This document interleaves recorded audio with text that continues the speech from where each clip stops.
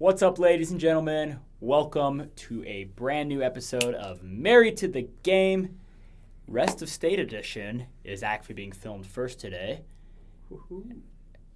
And that's because we have some unfortunate news. I'm Noah Smith, Zach Bates.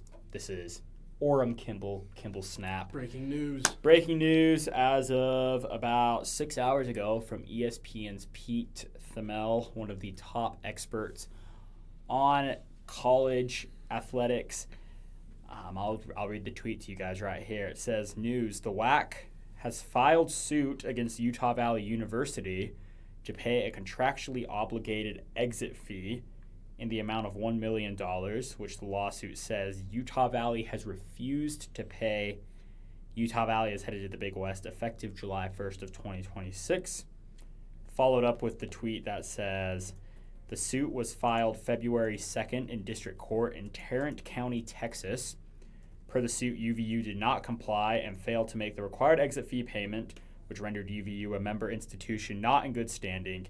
As a result, among other consequences, UVU is not permitted to participate in conference championship events, NCAA championship events, and or appear on conference-sponsored television, radio, or other media package. Jeez. So what this essentially means is that if this does not get resolved before March, UVU is not eligible for the WAC tournament and therefore is not eligible to play in the NCAA basketball tournament. No!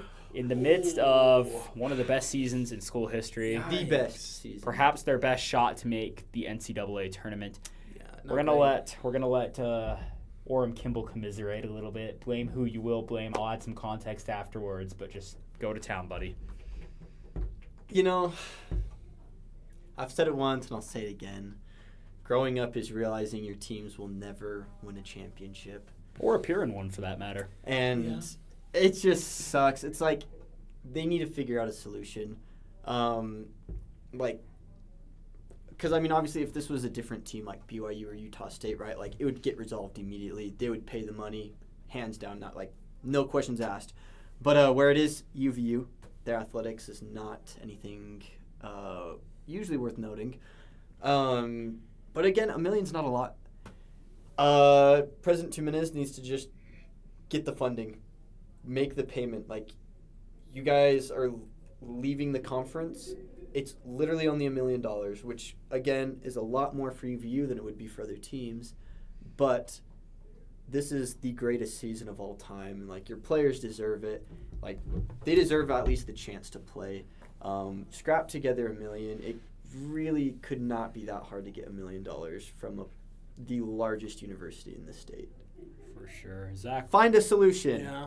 No, it's a really unfortunate timing because Utah Valley is tied for first, and it sounds like they can still make changes and get it done before, but even too, taking off all of I guess their viewing privileges throughout the rest of taking them off ESPN Plus the season, that just drops their viewership. Who knows how much that will affect too with the rankings, because we know that there's a lot of crappy AP voters out there and whatnot that are just kind of I don't watch the games, I just throw in who's the best. And so maybe if UVU losing some of their viewership can also hurt them if they were to get it fixed up. So there's a lot of factors in this that won't make it easier for UVU's case in the long term. So they really need to get this solved quicker so they can have a better situation and a better shot for that tournament. Yeah, and I want to look at this from the WAC perspective as well, because insider Casey Smurthwaite tweeted, for what it's worth, I've been told departing WAC members Utah Tech and Southern Utah are not paying an exit fee. Both schools also are receiving NCAA distributions from the league, unlike UVU. And so UVU also has not been receiving these payments from the league like Utah Tech and Southern Utah have been. So that could be a part of this. I kind of looking at it from the WAC perspective, why would you not, why? It just, for your conference, I know you're rebranding and UVU won't be there, and frankly, you had to get a really crappy deal done with the Atlantic Sun, which is on the other end of the country, to save your butt, is essentially what happened here. So that could be a part of this, too. They're just mad that teams like UVU, Utah Tech, Southern Utah have pretty much left and put them into this situation. But UVU is your best team in basketball this season. Without a doubt, they're your best team. They've been consistently the best. They have the best resume. And most bracketologies have this team as a 13 seed right now. I don't know how much you guys know watching out there about 13 seeds, but that is prime seed line to make a first-round upset. It happens every year. A 13 or a 12 seed will win. Sometimes they'll go on a Cinderella run and make it multiple rounds. And I believe there are 4 and 5 seeds as of right now that are projected that are really struggling. Alabama, for example. Purdue's not looking so hot. Who's to say UVU can't come in and beat one of those teams in a tournament game? I know it sounds crazy if you just look at the two teams statistically, but anything can happen in March. No. And so I agree with Kimball. I think President Tuminez needs to just get her head out of her butt and pay the fee and then litigate this later, right? Because it's not fair to your athletes. And not just in basketball either. UVU's got a really good track team this year. They're expected to compete for the WAC championship there. But now those athletes don't get that opportunity either, as well as opportunities to go to national track meets and such, because this situation has presented itself. And so just a really crappy situation all around. We're big UVU fans over here. I mean, yes, we are. We've been to a couple games more than most UVU students have. Again, here's our weekly reminder to get to the UCC Youth Center. Maybe when they see people, they'll realize, oh, wait, show up, represent. We'll pay that $1 million so these people can have a tournament experience. But anyway, in happier news, Kimball, there's an exciting event going on this week. One that brings out national pride in all of us. Would you like to take that away for us? Oh, the Olympics. Amen. Start on February 6th, 3 days from recording this, probably 2 days from when this gets to you. The Winter Olympics in Italy. And it's not in a communist country this year. No, it's not. Making the Well return done, to Cortina, but also in Milan. Milan does not have snow, so a lot of events outdoors will be in Cortina. But very excited. I love the Olympics. Very excited to see the United States go out and compete on the greatest competition in the world. For those of you who may be thinking, oh, it's the Olympics, America walks in, we cook. We do cook, but it's the Winter Olympics, and it is always a battle to get the medal count victory. In fact, we got 4th last Winter Olympics, and so this is I love the Winter Olympics because it feels more like, you know, the United States is nerfed, you know? Yeah. They don't just dominate every sport. Yeah. So it adds more competition, but you might see some good hockey rivalries as well. Oh, yeah. I mean, I'm looking forward to this for the first time in several years. 2022, I guess I was on the mission at that point. But even 2018, you know, you have it in places like, I guess that was South Korea, but it was we love South North Korea. 2022 is in Beijing for some weird reason. Just stop putting. 2014 was Russia. Just stop putting the Olympics in communist countries, please. Is my patriotic rant for you today. But I'm excited, dude. Italy Olympics should be good. I didn't mean to get political there, but seriously, stop putting the Olympics in communist countries. Hey, we're just excited for it to come. And to the US, that means only 8 years until the Salt Lake City Olympics. And 2 right in our backyard. Until the LA. Till the LA. Yeah, I mean, hey. Which they just announced that one of the soccer games are going to be played in New York City for the LA Olympics. Could be fun. Wait, actually? Yeah. I know they're doing FIFA. Huh. That's enough. weird. Okay, anyway, well, regardless, New York City is a better city than LA, so not a big deal. Yeah, I'm looking forward to it, though. Should be fun to watch hockey, bobsled, skeleton, all sorts of skiing, all sorts of snowboarding, speed skating, figure skating. They're all great sports. We really enjoy watching the U.S. rake up here. And Utah, the state of Utah, has a lot of representation in the Winter Olympics, being the location of the world's greatest snow. Not this year, though. Not this year. Yes, but most notably, Lindsey Vonn returns, the 41-year-old alpine skier, out of retirement. However, this weekend she did tear her ACL pretty bad.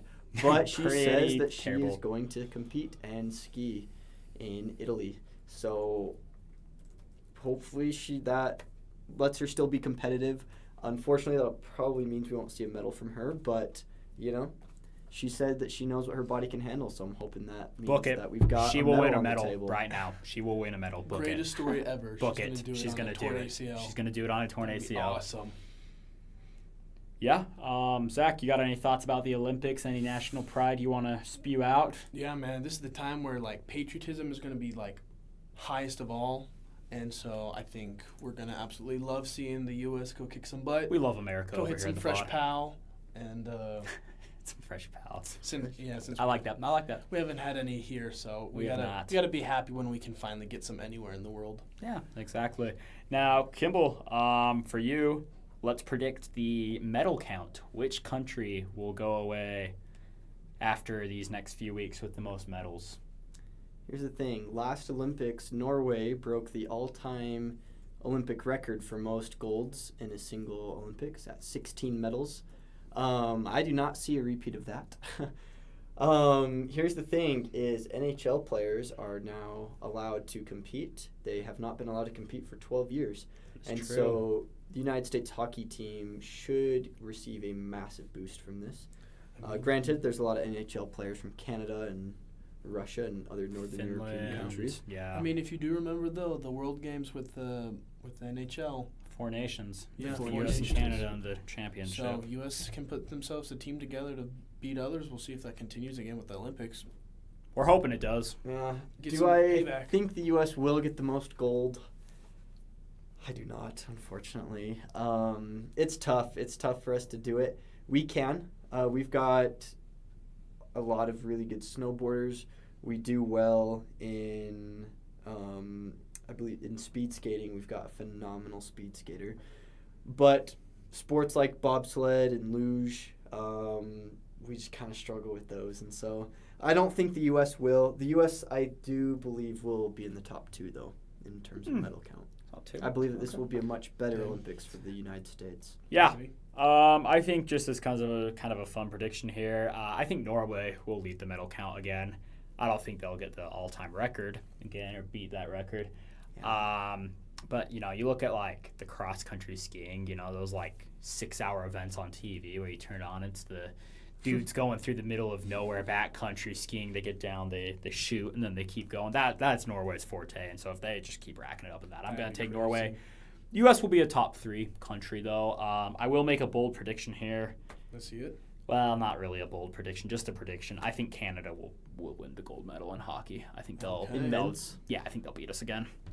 Impressive. We were close in the 4 nations face-off, and I will be rooting for the U.S. as hard as anyone, but it seems too good to be true. So, gotcha. Yeah, I'm pretty similar with some of the things you guys said. I think U.S. will be able to jump up to the top 3 this time. I think they'll be able to hit that podium-ish kind of thing. I mean, even though you won't have one for the end, but I think they'll be able to be within the top 3 and be able to gain a little bit of glory back from hitting the 4th place, which kind of stings.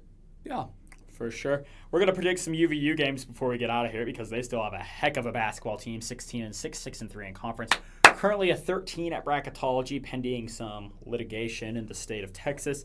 If you are in Texas and you know a lawyer in Tarrant County, this is our humble plea to please talk to them and get their head in the right space. Soften their heart. Please. It's all needs it. They need it. They need it. If you need someone to look out for them, no one is. We are literally the only ones. It's just us. I will give my life for UVU basketball to make the tournament. Anyway, Abilene Christian on Thursday evening, 6 p.m. Still technically scheduled to be on ESPN+. Airwaves might be dark. Who is going to win that game, Zach? UVU or Abilene Christian? In Orem, I might add. I think that UVU is going to be able to bounce back. I mean, last time they lost Abilene Christian. They taste blood in the water. They're ready to go crazy. They were able to get back. UVU lost 2 games recently, and then were able to get back playing away at Tarleton State. So I think now they're ready to roll. They're at home. I think they're going to play with some fury, and they're going to win it. Yeah, I agree. I'm taking UVU. I think they have a really good chance at beating Abilene Christian at home. Obviously, I mean, their players are going to be pissed off about the whole, trying to be kept out of the tournament thing. So give me UVU.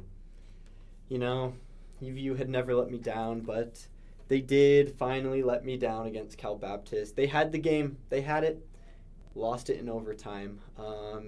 Actually crazy that Cal Baptist even put it in overtime. Phenomenal shot to send it in. So heartbreaking loss there because UVU definitely had them. But they got worked by Abilene Christian pretty bad last time they played. Yeah. However,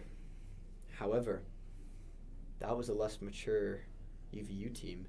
And if anyone watches Sports Center, you know that Isaac Davis had the greatest play of the day. Number 1, Sports Center top 10. He did indeed. UVU's ready. Dunk. I think their players are going to get motivated by this, trying to show, hey, because if you're not a team that's going to compete in the tournament, why would the school pay $1 million to let you play in it? Right? If you're just going to lose in the first round. Yeah. And so if I'm the players, especially if I'm a senior, if I'm the team leader, I'm sitting there and I'm saying, guys, if we want to play, we've got to get people to rally behind us, and we do that by winning these big games and leading the conference. Because if you're the number 1 team in the conference, you're going to get support to get you to play in the conference tournament. If you're not, no one cares. So give me UVU. I think UVU does beat Abilene Christian and gets some redemption there. Yeah. I like that. Awesome. Well, UVU also has a game Saturday at home, 2 p.m., also scheduled to be on ESPN+. Airwaves might be dark there. If they are, maybe married to the game, we'll have to come up with some kind of solution. UVU plays UT Arlington. They are in a 3-way tie with Cal Baptist and UT Arlington for that number 1 spot. The Mavericks are 14-7 with a 6-3 record in the WAC as well. Zach, UT Arlington coming into town. Who takes this one? Yeah, I think probably coming into this game, both teams will still be tied for the top of the conference. UT Arlington will face off against Utah Tech before Utah Valley. So I think both teams will be looking undefeated, or not undefeated, both leading the conference going into this one. But I think, kind of similar to what Kimball said, this is where UVU goes to show that they're serious about winning. They're serious about why you should pay $1 million for them to be in the tournament, essentially. And I think with that, they beat UT Arlington and put some space in between them and Arlington and regain the lead for the conference. But W for the Wolverines.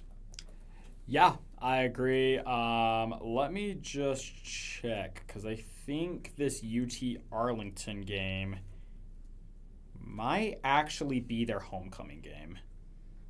Really? Yeah, it is. This is their homecoming game against UT Arlington, so the stands might actually be kind of full. Because you see pictures of UVU. Well, no, you see pictures of UVU back in the day, though, and they had a lot more fans at their games than they do right now. And so, which is weird. But with it being homecoming, like Zach said, I mean, if I'm a UVU basketball player, I'm fed up at this point. So give me UVU to beat UT Arlington, gain a lead in the conference. Yeah, I'm taking UVU as well. You know, I don't pick against them. UVU scores 10 more points per game. They shoot 6% more accurately. I think UVU's just got way too much offense. In order to lose this game, Holcomb, Lionheart, they're going to have bad games, and I just don't think both of them do.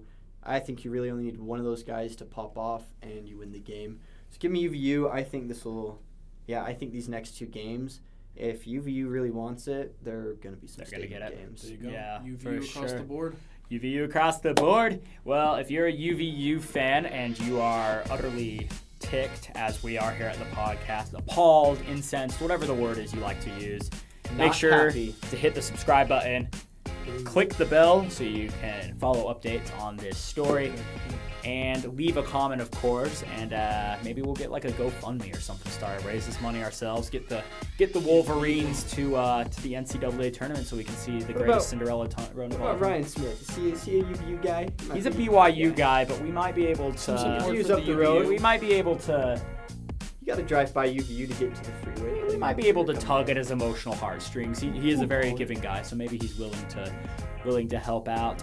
As an aside, as it relates, as we get out of here, if UVU is unable to go and it's ruled that they can't compete, Chance Trujillo and the rest of the Utah Tech Trailblazers, we need you to step up, because we here at the podcast really want 3 teams in the tournament. And I will not let the greatest stadium. Cal Baptist go. No, Absolutely sir. not. No, sir. Not big Cal Baptist fans over here at the podcast. No. Anyway, that's been Married to the Game. Hope you guys have a great day. Remember to tip your waitresses. We'll see you guys later.